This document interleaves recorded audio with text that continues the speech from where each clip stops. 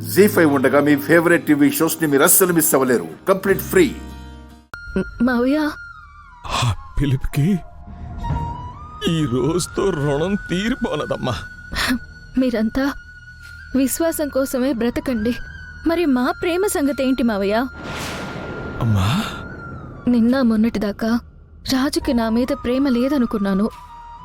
రాజుకి నా మీద ప్రేమ ఉందని ఇవాళ్లే తెలుసుకున్నాను. అది తెలియక ముందు నేను రాజుని ఎంతగా ఇష్టపడకపోతే, ఎంతగా ప్రేమించుండకపోతే నా మెడలో నేనే తాళి కట్టుకుని అతనే నా భర్త అని ఎందుకు చెప్తాను? కేవలం దీపక్ని పెళ్లి చేసుకోవడం ఇష్టం లేకనే నేను ఈ తాళి కట్టుకోలేదు.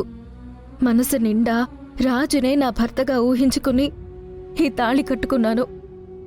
ఇప్పుడు రాజు వెళ్ళి మాకు పెళ్లి కాలేదని చెప్తాడు.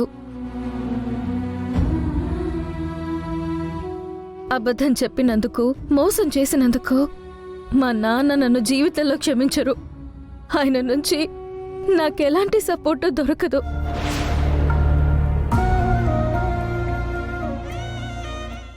ఇటు ప్రేమించిన వాడు దూరమయ్యి, అటు కన్న తండ్రి ప్రేమకు నోచుకోక ఒక దుర్మార్గుడి చేత తాళి కట్టించుకుని వాడి స్వార్థానికి బలి పశువునయ్యి ఎందుకు నాకు బ్రతుకని ఫీల్ అయిపోయి చచ్చిపోవాలనుకుంటే దానికి బాధ్యులెవరు? నేనా? నా ప్రేమనా? నేను ప్రేమించిన రాజా? అమ్మా,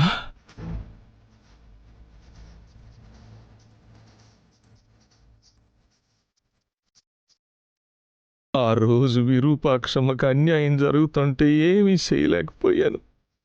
ఈరోజు అమ్మాయి గురికి అన్యాయం జరుగుతుంటే ఏమీ చేయలేనా? పట్టినట్టు ఊరుకోవాలా? కొడుకు తీసుకున్న నిర్ణయాన్ని సమర్థించాలా? చూస్తూ చూస్తూ ఒక ఆడపిల్ల ప్రేమని, జీవితాన్ని, భవిష్యత్తుని బలి చేయాలా?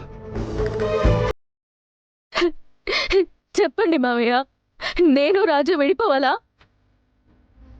లేదమ్మా, మీరిద్దరూ కలిసి ఉండాలా? మీరిద్దరూ ఒకరినొకరు ఇష్టపడ్డారు, ప్రేమించుకున్నారు. ఇలాంటి త్యాగాల వల్ల ఎవరికి ఏటి లాభం ఉండదమ్మా. గుండె పగిలిపోవటం తప్ప ఏమీ మిగలదు. మీరే కరెక్ట్ అమ్మా, మీరు చెప్పిందే నిజం.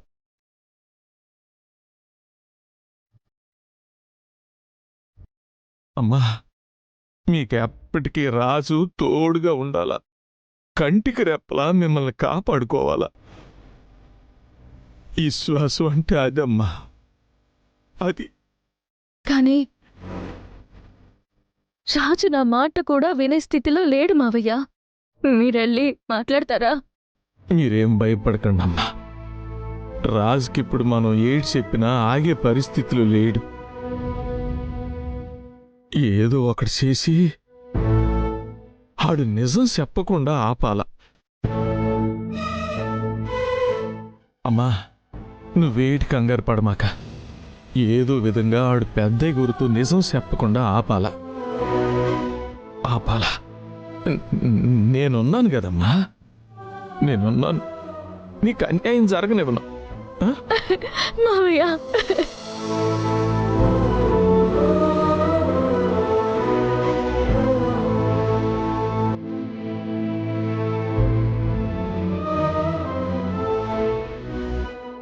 జీ5 యాప్ డౌన్లోడ్ చేసి అన్ని ఎపిసోడ్స్ పూర్తి ఉచితంగా చూడండి.